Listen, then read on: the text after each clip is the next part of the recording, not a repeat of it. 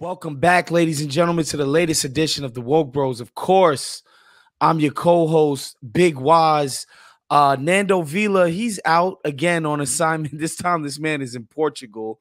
I'm actually in NYC myself, but we had to keep the trains running on time here. But we got a very, very special guest, man. This guy co-wrote the book "We Own the City," which is the source material for what's my favorite TV show right now, HBO's miniseries of the same name, "We Own the City." He's formerly of the Baltimore Sun, and now he's co-founded and headed up a new media venture called the Baltimore Banner. Justin Fenton, welcome to the show, my brother. Hey, thank you for having me on. I listened to the show recaps, and I thought the way you were talking about the show was like everything that I try to get across in the book that they try to get across in the show. So I had to reach out, and glad to be here now. Yeah, I appreciate you, man. Because, I think like my, I think my interest in the show kind of slightly diverges from that of Bill and maybe even Chris a little bit because, I am a very politically minded person. Um, and I'm a black person, and just the idea of how policing happens here in America, specifically to people who are of working class and poor black backgrounds. And that's the focus of this show. Woke Bros is just so you know, Woke Bros. We thought we were being ironic when we came up with the name of the show, but then people thought we were serious. This is not one of those shows. But we do care about issues of policing because to me it's no different than anything. It is class-based and economically based, how it is that people are policed. But I do want to talk to you about the show and how you feel the show has done handling the material that's become basically your life's work, man. Yeah, I mean, the book was a culmination of really 17 years of reporting at the Baltimore Sun. I guess since '08, I've been covering the police department and the courts and jails and everything. And I really took I really wanted to sort of wrap all the things I'd seen over the years, the shifting strategies, things not really changing, but we're always continually hearing that they're changing. I think the show's done a great. I mean, so many of the scenes are really straight from real life. They're straight from the book. There's dialogue that's word for word, and I think the issues I tried to hit on, I think that they're hitting on as well. So I mean, you can't go wrong when the people who made The Wire are adapting your Mhm. books. So I knew I was in good hands, but I mean, I'm obviously pretty pleased with how it turned out. I don't know a lot about your background, Justin. Where are you from and how did you come to work in the city of Baltimore as a reporter for the Baltimore Sun? Yeah, I mean, I grew up in the suburbs of Baltimore. We would come into the city to go to Orioles Nice. games and the Inner Harbor, basically. Our understanding of the city was, again, for like mostly tourism kind of things. And I went to college at the University of Maryland. Mm, I did school paper stuff there. And then the Sun was the only place I've ever worked. wow. And kind of thrown onto the crime beat very early on. I think I was, Wow. I was, proud of myself at the time, but maybe not ready for it at the age of like 20, 25, because this is really Shit. complex issues, Yeah. and the beats become much more, in a good way, become much more complex. When I started, it was very much like, what are the police not, how are they allowing crime to happen? Who have they failed to arrest? Who didn't get a long enough sentence? That was really the way crime was covered when I started on the beat. I mean, that's the way it was Hmm. like, inherited and passed down to me and expected of me. And just so much is I've seen a lot, experience, the country's seen a lot, people's eyes are being opened, and this is like an evolution for me as well. Yeah, and I want you to talk about that lens. How because obviously if you write a book like We Own the City, your view of policing and crime has evolved from what you just mentioned.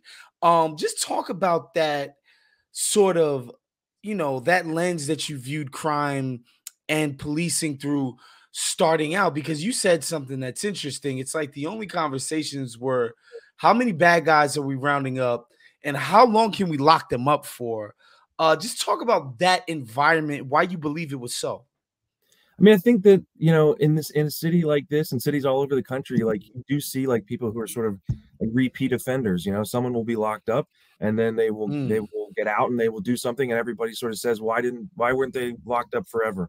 mm, And there's a lot of I think we see that in the '90s crime bill and things like that, trying to increase sentences, mm, and expand what qualifies for certain sentences and things like that. And so I think it's also, I mean, in a best light, I guess it's sort of accountability reporting. You know, the police say they're going to keep Mm, us safe, so are they doing that? You know, what did they mm. not do? And I think the voices, though, the people who were experiencing the other side of that didn't get enough attention for all sorts of reasons. Whether it was the paper, myself not being inquisitive enough, or just that some barriers to even having those conversations. And so, yeah, it's been an evolution. You know, it's interesting because, yeah, I think when I was growing up, just the idea of tough on crime, Fred McGriff, the crime dog, just police procedural shows, and what people have now started calling propaganda, etc. It was just this idea that there are people who do fucked up shit, and they need to be punished for it. And I feel like we're still one of the most frustrating things about the discourse right now, just to divert from what I was about to ask you, is just how punitive everybody's posture is, right? Like everybody's concerned. I think about something like, I'm Deshaun Watson in the NFL, where it's just like, well, all right, obviously we don't want we don't think he should never work again, but how many games is he gonna get? Which I'm not saying this dude shouldn't have to punish for something that he fucked up that he did, but we rarely ask the questions like, all right, so what are we doing for the people that actually got fucked up by this? Like, what are the environments that create an atmosphere that people think that this type of shit is okay? We don't really ask those questions. I think with crime, it's the same thing. Especially in America, we sort of racialize crime, right? Especially in America, it's just like, yo, crime is something that those people do, and we don't break it down like, actually it's people that don't have access to means. It's usually poor people and marginalized people of all races, by the way, because if you go to poor white neighborhoods, the people who are committing the crimes are not like Negroes. Don't just fly in and start committing crimes. It's the poor whites that are doing it. Like, no matter what neighborhood you go to, somewhere like France, right, and their prisons are filled up with the Muslim population, who are generally from Northern Africa. But these are the marginalized people of France. So guess what? Those are the people committing most of the crimes. I feel like that sort of discourse never really started happening. When do you think you turned the corner on in your reporting about the hows and the whys of the crime situation in a city like Baltimore, that's like kind of like fucking known for crime at this point? Yeah, I mean, it's so complex because really, when you talk to residents, when you go out in the city, people are saying we want more police. We want police Of to do more. course. How come they aren't breaking up that open air drug market? I talk to people almost all the time who say they should call in the National Guard. Now, I don't think anybody thinks that's a good idea, but that's the kind of things you actually do hear from people in the communities because there is so much gun violence, and it seems like police is just the way that everybody knows to go about it, and that the idea of investing in other things is this long-term thing. But what are we going to do about right now? That's the moment we're in right now in Baltimore, very much so. Our mayor says, we can't keep doing things the same way. Our state's attorney says we shouldn't be locking people up for low-level offenses. It doesn't do anything. And a lot of people's response to that is like, okay, but our homicides are up, non-fatal shootings are up, like, it seems like anything goes here. Like, you're letting things go, and you're talking about this long-term path. I guess to answer your question, I can't pinpoint a moment. I think over the years, I did see so much corruption and misconduct, but it really was like sort of like it almost was always an isolated thing. It was always like one officer did one thing, and then Hmm. they all press conference and they say, "We got him." That one guy, we got him. He's gone. There was one case where there was a towing scandal with it, like 50 officers were taking kickbacks from a towing company. And, that was kind of like, whoa, okay. Like, this is a widespread kind of thing, but it was towing, it wasn't, Mm. it was a towing, the towing company wanted the It's not business. as sexy. Yeah, yeah, yeah. Well, no, but it wasn't like abusing people's rights. Yeah. It was like, you're not supposed to use that towing company. It wasn't like the most serious thing. But like, so yeah, I just think, Michael Brown, Freddie Gray, all that stuff that was happening then was when everybody was forced to sit up and pay attention. And then it sort of fell Got back you. down a little bit. And then, I think that's what's so striking about this scandal was that it was post Freddie Gray. It's a time when the DOJ is supposed to be, supposedly they're in the department looking under every rock in every corner, and they're there. They're like, no one would be misbehave with a DOJ investigating the department, and like these guys were doing this shit like while they were there because they really knew that it was like a love tap kind of investigation. They knew that they were there to do an academic kind of thing to look at numbers. You know, they were going to do a ride along, but don't worry, we're not going to do anything to you if you screw up. Like, and everybody knew that. And so for like this like massive scandal, an entire unit really revealing the way that all the I should be careful, not all the plainclothes units, but a widespread practice in the plainclothes units, which we knew. I think there's one point I want to make before we leave this thought, because I see this quote that goes viral on Twitter every now and then, where someone says it's not your job as a journalist to quote people about whether it's raining outside. You stick your head out the window and find out whether it's raining. And that makes everybody feel real good about how noble journalism can be, and you just tell the truth. But like, I feel like with crime reporting, it's so pre-body camera, pre-cell phone camera, there's a brick wall. There's no window to stick my head out of. I don't know the truth. I know that people do make, you know, we see it now with body cameras. People will throw a gun and it's on camera and they go, that's not my gun. And it's like, yeah, it is your gun. But then we also know that cops lie because the system incentivizes them and says, we believe you. We're putting you on the stand because we believe you and your word matters. So it's just it's complicated. And the more I learn, the less I feel like I know. But anyway, that was a long answer. No, I love that. Love that answer. And you know, I do want to get into the meat of the book and, you know, the gun trace task force, man, because I ended up watching that document. When did the documentary come out? It was last fall, I believe. Last fall. Yeah. So I did watch that last fall. And I remember thinking, oh, this is pretty interesting. But I feel like the documentary was more centered around the case of the fallen officer and the mystery of like, somebody shot him. They're trying to say he killed himself. Was it a cop? He's just informing. Like, it didn't really go crazy deep into the gun trace task force, but it kind of did. I feel like this show was kind of getting into the nitty gritty of the systems that allowed for this to take place. How did you find your way into all of this? Like you said, Freddie Gray had everybody looking at police sort of sideways. And, you know, everybody sort of had to, you know, look up and be like, hold on, are we doing our due diligence with these cats? How did you find your way into all of this? Because, and again, because like there's that crazy accident where they kill the fucking old guy because they're on a wild chase. There's this officer who dies. There's all these weird things happening around Baltimore police, but how did you find your way in? What do you mean in terms of the documentary or covering? Yeah. Covering all of this stuff. I mean, yeah, I've been a beat reporter here since 2008. So I mean, so a lot of this stuff was already in your purview. I covered that crash where Albert Davis died. Shit. You know, and so, you know, again, you go out to the scene. The police tell you that they chased a guy. He killed a guy. The neighbor. I mean, in my book, in my article, there was a next door neighbor who was like, man, I wish they would lock up all these thugs. Like, you know, that's the mindset, because Burley had a record. He had a long record. I think he had previous federal drug charges, and everybody's looking at it going, why was this guy out?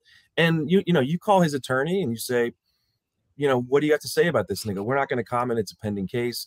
He eventually pleads guilty. I mean, that looked like it was extremely straightforward. Open and shut. And it took a federal wiretap investigation 7 years later, you know, for that information to really emerge. So, you know, it's but yeah, I covered some of these incidents over the years. So crazy. Jamel Rayam shot 3 people in a span of 18 months, right when I started on the beat. I quoted the NAACP and some legislators saying, you know, get this guy off the streets. They didn't get him off the streets. The paper had written about Daniel Herschel. He'd been on blast. We wrote a story about all the lawsuits against him. We wrote about Young Moose, the rapper who was calling him out. I mean, this stuff, a lot of this stuff was buried and behind the scenes, and some of it really wasn't. Some of it was out there. Just public knowledge. Yeah. Got you.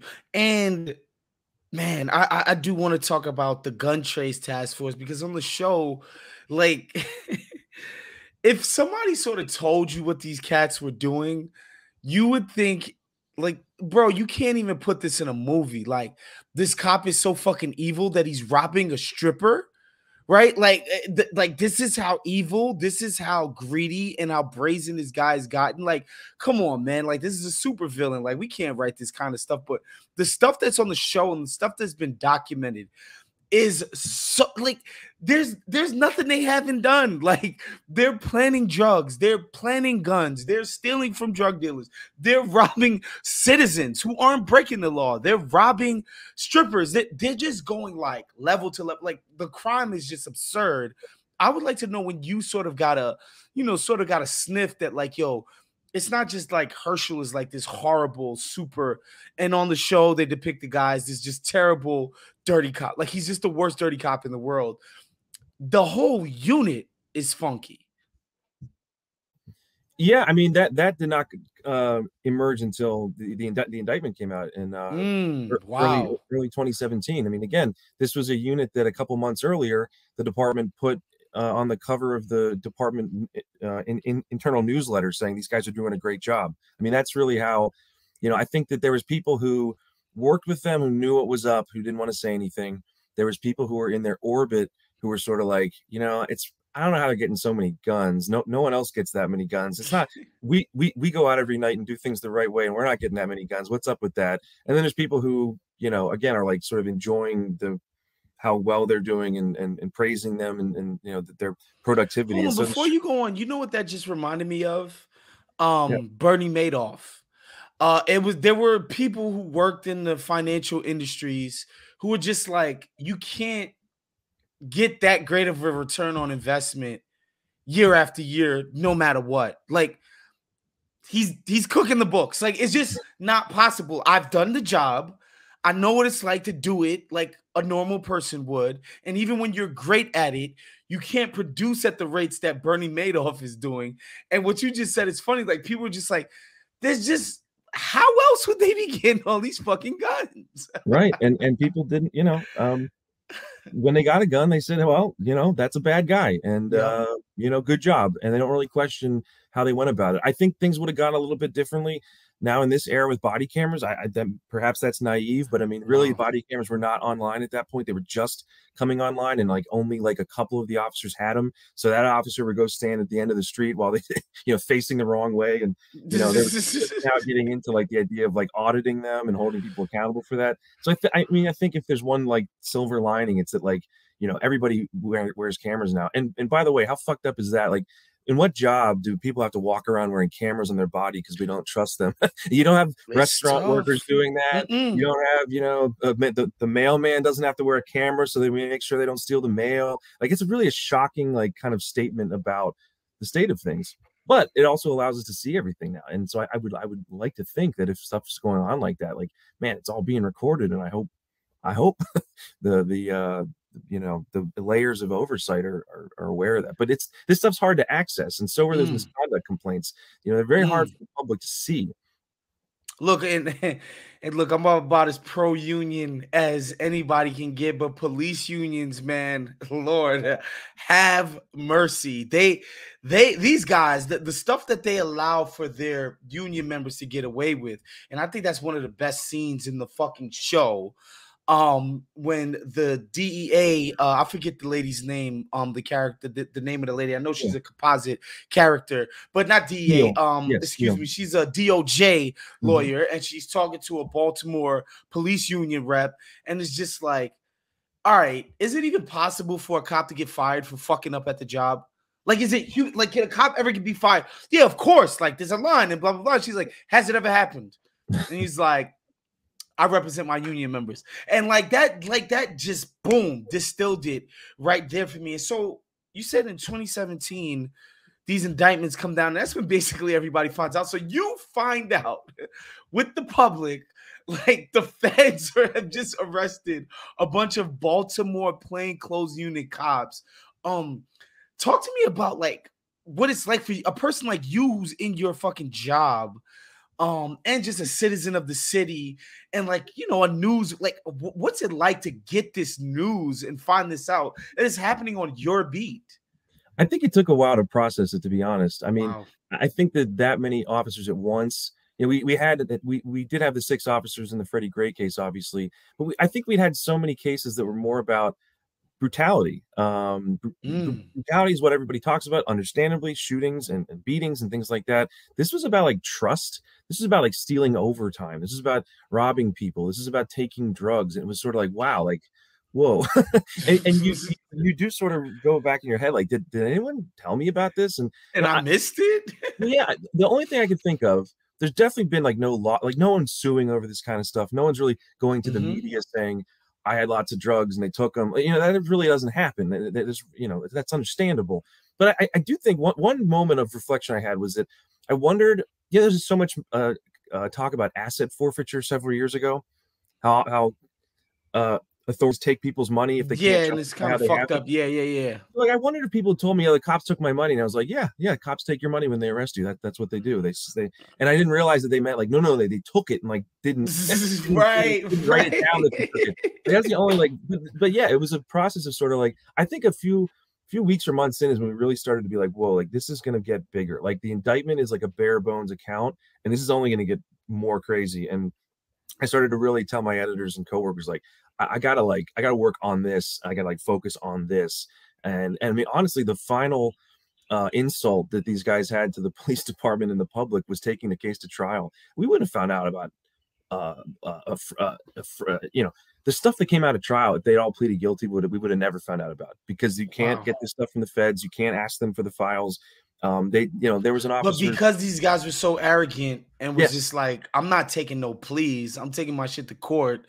I I didn't do anything wrong, allegedly.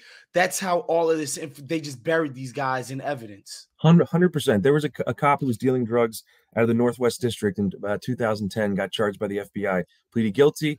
I tried to get more info. I wrote to him, didn't write back. I asked them I did a FOIA, didn't, they said, we don't give you anything. I wanted to write more about that. I couldn't. So these Wow. guys, they open the floodgates for all this stuff, having everybody take the stand, and then they get cross-examined and get asked stuff that even the government doesn't want to come out. Is wild. Yeah, and you know what's so interesting about that too? Because as somebody who is a hip hop fan, right? You sort of learn to understand that, like, when the feds bring a case against you, like that 97% conviction rate is that's for a reason. They have all the money, all the time in the world to take on your ass. They don't have to arrest you in 2 years or move on. Like, they can take as long as they want, and they're going to nail you. They're not going to stop. They're gonna keep their wires going, their monitoring going until they have everything lined up meticulously to bury you. So once the feds bring an indictment on your ass, you're cooked. That is, of course, unless it's like terrorism where they're like inventing terrorism out of whole cloth. Like, we don't need to get into that. Like, the FBI was fucking around with terrorism, but like when it comes to this type of shit, they don't do it unless they got you. So did you have an idea that like these guys, they got the real goods on these fools? Yeah, I mean the way they went about it, I think the biggest part was the cooperators, and that's a great part of Hmm. the show too. It's like these guys sitting down saying like, "Let me tell you everything that happened and why." That's great. That's really important. I think there was a case in Philadelphia that happened a couple of years before this case. Went federal, same thing. Drug unit, like 7 drug cops in Philly, and they all sort of held together and they got acquitted.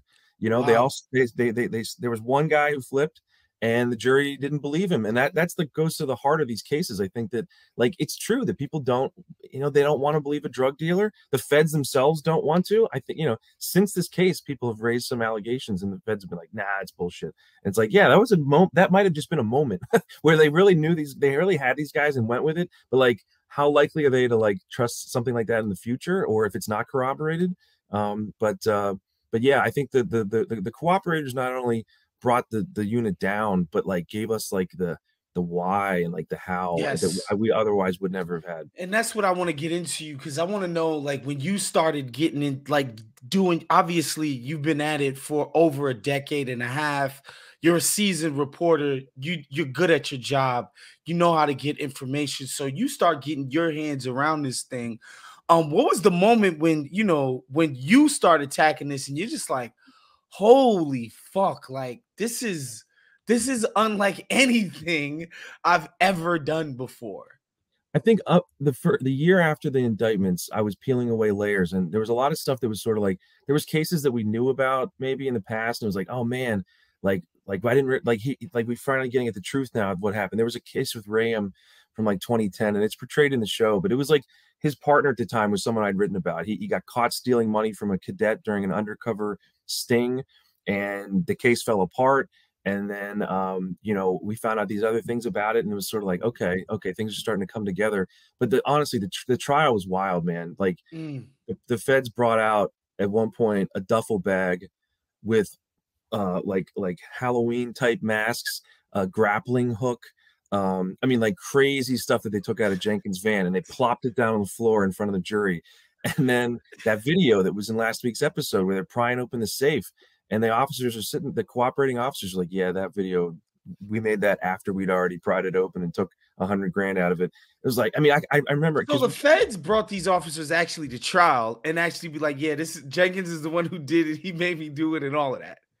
yeah, I mean, it was Herschel and Taylor that were on trial, but Jenkins obviously was like center stage. And I try to live tweet these things, and so I was like running out of the courtroom constantly. But again, it was just like it was everything just sort of like compounded. It was like so many things, like it was everything all at once, and it was yeah, it was pretty. I mean, and honestly, it's awful. I mean, it's awful how it went on this long, and the people who didn't feel, who didn't feel like they could be heard or believed, and people who did time that they shouldn't have, and people who lost their lives. I mean, it's really a real like terrorizing the city. So, man, I think the best part about the show, honestly, is like they explain everything at such a top-down level. By the time you get to, the officers in Jenkins's unit, and he's basically like, "What you making overtime? What you making base pay?" And they were explaining like it becomes so obvious why these guys are doing this. It Right. becomes so plain to you why it's doing this. And the beautiful thing is like the show, and obviously your book sets up the systems that were in place that produced ecosystem and environment where these guys were incentivized to behave this way. I know David Simon has like in public basically been like, yo, a lot of this shit starts with OMalley and his thirst to become governor, and his thirst for numbers. What can you say about OMalley and his part in all of this? I mean, I definitely don't think police corruption started with Martin O'Malley. I think, some of these officers, as this scandal continued to unfold, we heard about stuff that was going on for 20 years into the mid Yeah, there 90s. were guys doing it before me. And Yeah. certainly they were passing it, they got it passed down from the people before them. I think there was a period of time in American policing where maybe after the Rampart scandal in LA and after the stuff in New York in the 70s and 80s, maybe we kind of like, I don't know. And I'm not a full historian on the whole country's police misconduct scandals, but it seems like there was maybe a period where we thought like, okay, policing's getting better, community policing, things Yeah, like that. we've cleaned the cops up, huh?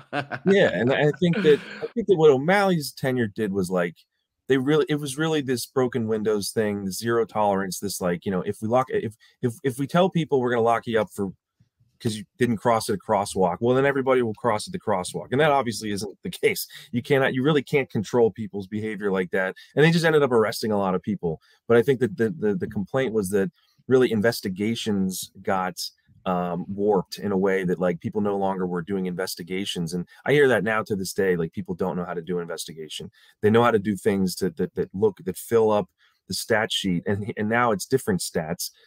It's about foot patrols and business checks and things like that we're trying to do for the consent decree. But like, whereas before it was like, how many people did you lock up today? But in the middle, in both eras, it's like, what are you like actually learning from that? Like, what are you gaining from that? How are you going to use that to do investigations? And I think that there's a sense that that's missing. Yeah, and of course, it comes from the top down, right? Like the mayor, he got elected on this "I'm gonna fix crime" thing.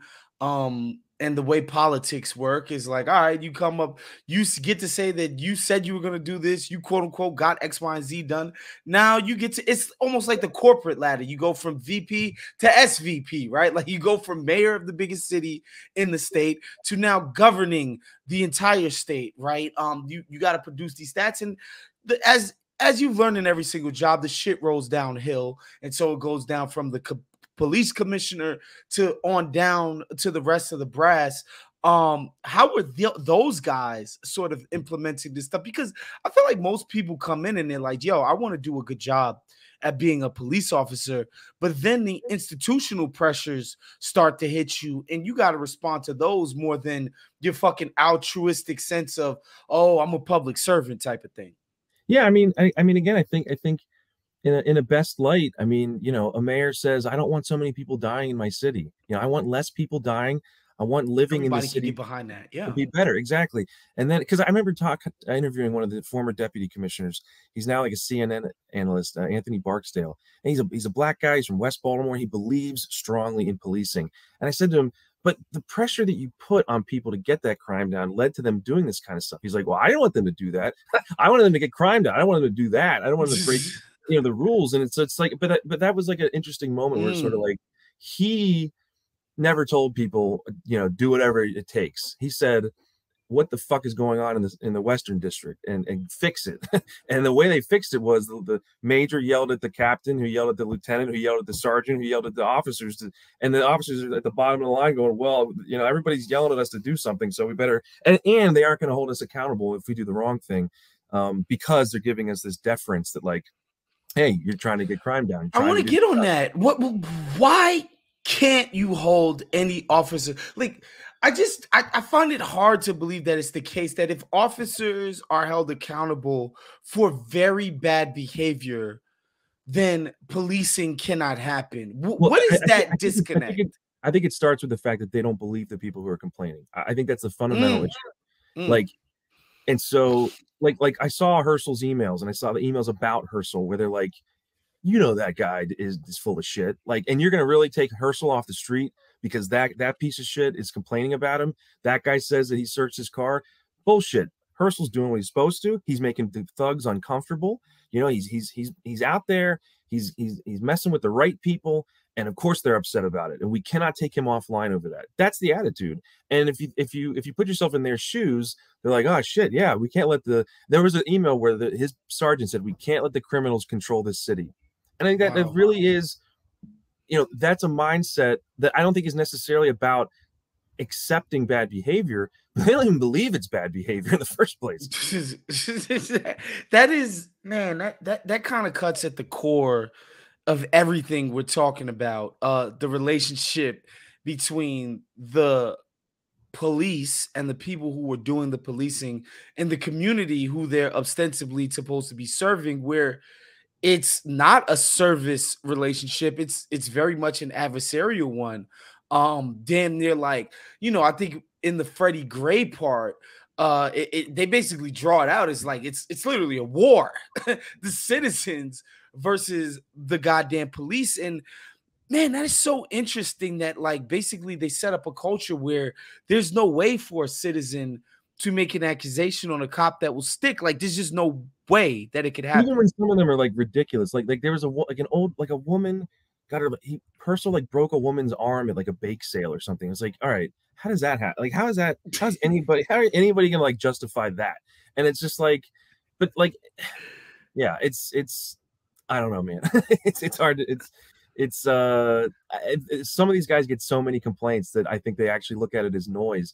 And I think, and a lot of officers complain that like people do get fired or jacked up for like the wrong stuff. Like they did something minor, or they didn't follow policy exactly correctly. And for IAD, internal affairs, like that's an easy thing to take on. Like, we got you, like that's easy. That case, we don't know what to think about that. That's not on tape. We don't know who's telling the truth.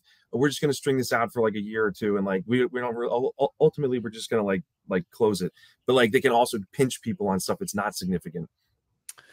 Yeah, that's just, that is such a hard circle to square. Just the idea that cops just can't ever be held accountable, right? Like there's no system that we can come up with where credible, because it's just interesting because at a certain level, like cops are just citizens themselves, right?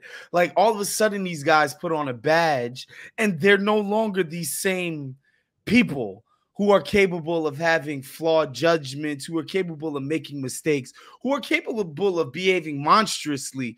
It's just like we're supposed to believe like a guy takes a quote unquote oath and now he is the most honorable and most truthful person on planet Earth, when basically how long does it take to become a Baltimore police department?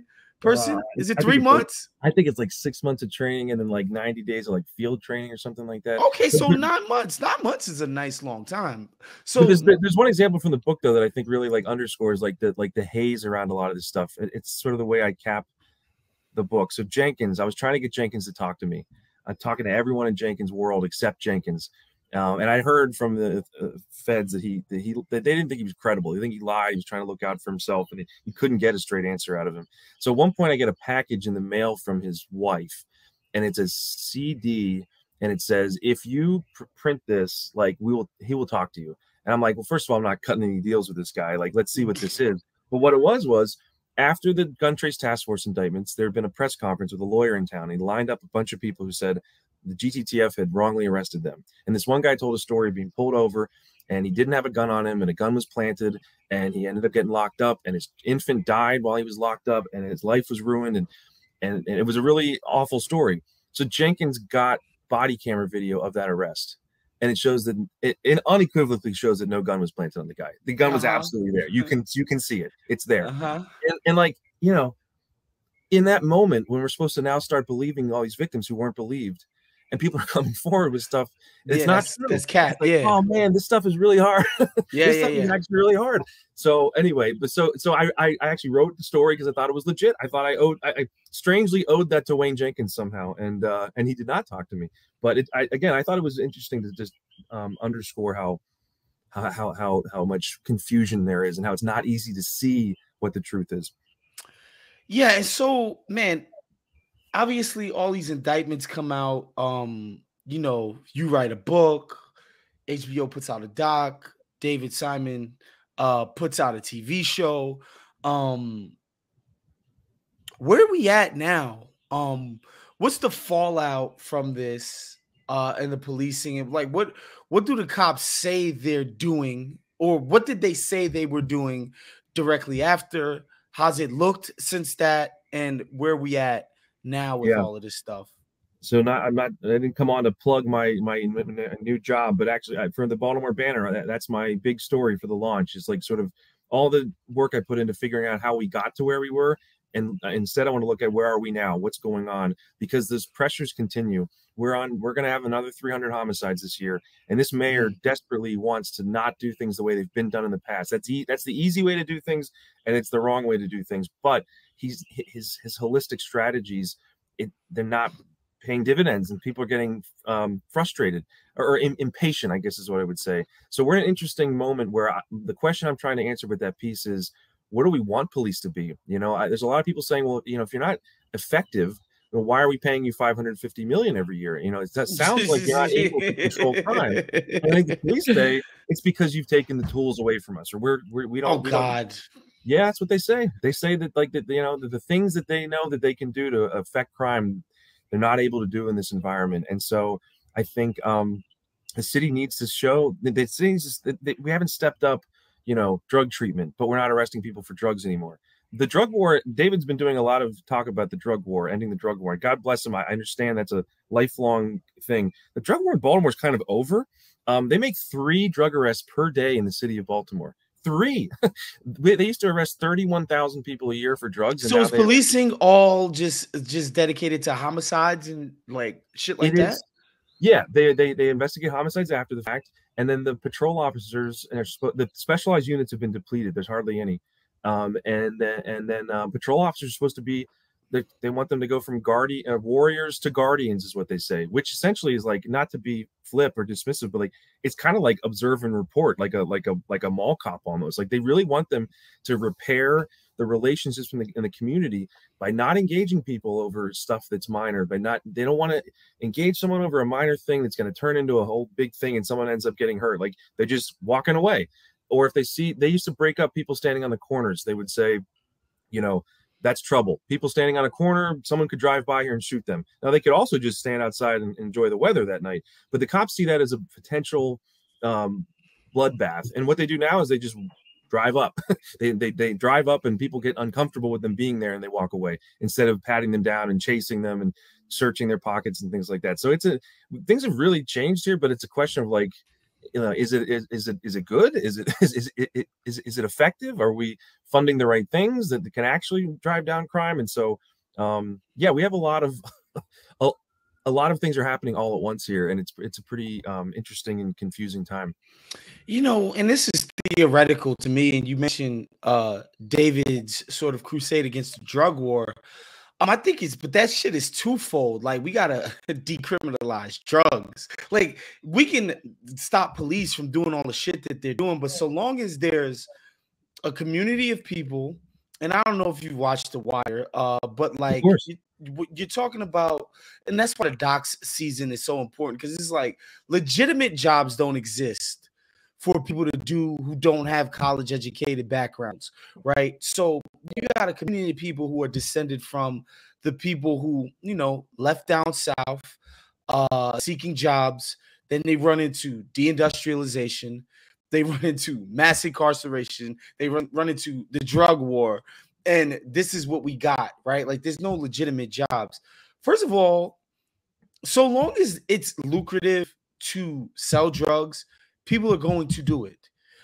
It's how you get a nice car, how you get a dope apartment, how you buy the things that we've deemed make you, desirable person in society. So I don't know how we can end the drug war on the police side if, again, people are incentivized on the criminal side to do this shit. Mm-hmm. What are their options? Like, what are you supposed to do if you are, if you're super poor from Baltimore, terrible school system, all this stuff? What are you really supposed to get into? How are you supposed to find your way into journalism like my man Justin Fenton did?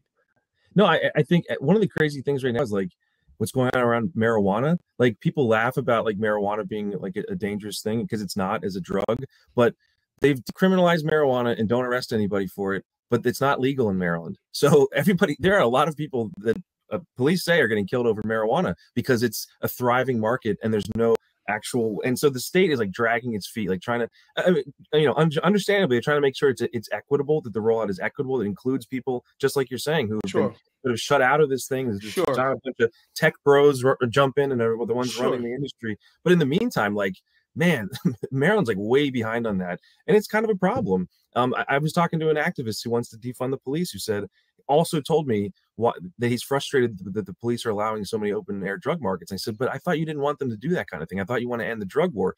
He goes, yeah, but there's not anything else happening right now. They haven't stepped up treatment. He's like, as long as he's like, open air drug dealing is a problem, but arresting people isn't the answer. But the thing that is the answer isn't being done, and that's a problem. Like, it's okay. So we have a counter example here: prohibition. We criminalized alcohol. So a black market economy started. It became super lucrative, deregulated. Criminal elements take over it. They're fighting over money and territory. And it's a fucking madhouse. We decriminalize this shit, legislate, regulate the hell out of it. Nobody dies over alcohol sales anymore. We could do the same shit for all of this other stuff. Like, we have the example of it. So until we actually do that, all this other stuff about how cops are going to treat drug dealers, I don't even think we can have the full conversation. I'm saying all of that to say, I don't think they can do their job. Like, I don't think the goals that we put forth in front of police officers, there's no amount of money that we could throw at them to actually fix it. That's why I think cops are useless. Like, they can't actually fix the problem we're asking them to do. It's not their fault. It's like, they can't do it. Right. And I think they, for the most part, understand that. And yet they're like, but we have to do something. But like, we have to try to get the guys with the guns off the street. We have to try to make the criminals uncomfortable. And that's the mindset. The mindset is we can do that. I sit in a meeting last week where they're giving me access to the department because I'm saying, I really want to see what you guys do now. Show me that the things that you're saying you're doing, you're actually doing. And, like, they were so proud about, like, there'd been a string of carjackings and robberies in the Southern District. And they said they made an arrest and they stopped. They said, look, we did that. We stopped that from happening. So I just, but then again, the things that we've asked them to do in the past that we know are harmful, the traffic stops with little justification and things like that, they look at that as great stuff. They say, if you pulled someone over for a broken taillight, we're allowed to do that. And if you happen to be talking to that person and you smell weed or you see a Oh gun my sticking God. out of the floorboard, that's good. Like you just stopped a guy with a gun. Congratulations. And I think, but like what I saw with the gun trace task force reporting was, and again, because I'm not black and I haven't experienced that, I got all the body cameras from when they didn't arrest somebody, when they pulled people over who were eating lunch, who were 2 feet in front of the sign, who were I watched so many body camera footage of cars with young black men who did not have seatbelts on, but they had driven 3 feet off of a gas pump. They hadn't even left the property yet. They were 3 feet off the pump and were pulled over for not having seatbelts on. And all of a sudden, they're all out of the car with Herschel ransacking the trunk. We always hear about when the stop is successful, and everyone goes, "Good, I'm glad you stopped that car because you got a gun or you got a Glad guy you with a gun." violated that guy's constitutional rights. Yeah. People who don't live that don't know that all the times that it does not result in anything. And I think that is still going on. But the officers who are tasked with doing that are far less. But if it's still happening, it's a problem. You mentioned that 550 million. Do you ever hear cops talk about a more holistic approach to this? Meaning, like, look, man, if you guys are getting these guys treatments, if you guys are, funding programs for people to eat, go to school, get jobs, like government jobs, blah, blah. Like, do you ever say, like, this stuff that could be happening outside of policing that could be helping the problem? Or are they just like, well, that would be probably cutting into our 550, so fuck all that. No, I think that they definitely recognize that, and I think that they don't think that the people who need to do that are going to do that. In terms of the funding won't be available now. Critics say that the funding's not available because so much of it is going to the police. Hmm. But they're saying, hey, fix that. But until you fix that, we got to keep doing our job. And I will say I know a lot of officers who, and you talk about, they volunteer and they Got recognize you. they recognize that, so they try to volunteer, they try to help people individually, mentor people. But I think they also think that the court system isn't doing their job. They feel like if I arrested a guy for a shooting and he pleads down to a second-degree assault and he gets right back out, like, what the fuck? like I thought I was doing what I was supposed to, and you didn't do what you were supposed to. So that you hear constant criticism of the court system. The court system will tell you that it's usually flawed police work, but so it's this like circular thing. Do we think there's any cops still robbing drug dealers in Baltimore? I'm not going Your to be best naive and say guess. it's impossible, but I would say this. Well, listen, we didn't think anything was going on post Freddie Gray, so whether no, that's not true either. But no, I mean, again, I think the body cameras are changing things. But as these guys were doing stuff off the clock, so there's a body camera when you're off the clock either. All right, man. Justin, man, thank you for coming on the show. Tell people where they can find you, shit they should be looking at. Obviously, you talked briefly about your new project, but tell people about some of your work and what they should be looking out for. Yeah, We Own the City is out in all formats, hardcover, paperback, audiobook, Kindle, whatever. And I'm on Twitter, Justin_Fenton. And I'm and working at a new place called the Baltimore Banner. I left the Baltimore Sun. We're trying to do a nonprofit model to improve the quality of news here. I believe very strongly in local news. I want to keep doing the work I'm doing and just keep striving to do it better. But there's a lot of stuff that I think Baltimore continues to be, Marilyn Mosby right now is under federal indictment. She could be losing her job and going to jail. There's always something going on in Baltimore. So following me is not just simply stuff going on in Baltimore, but stuff that has broader implications, I guess. That was a weird answer. Anyway. No, I love that. I love that. I love that, man. Justin, thank you for coming on the show. That's our show for today. Make sure you're checking out what we're doing out here on Counter Dance. Make sure you're watching We Own the City, my favorite show right now. And of course, like Justin said, pick up his book, my favorite show on TV, period. We'll see you guys next week. Peace.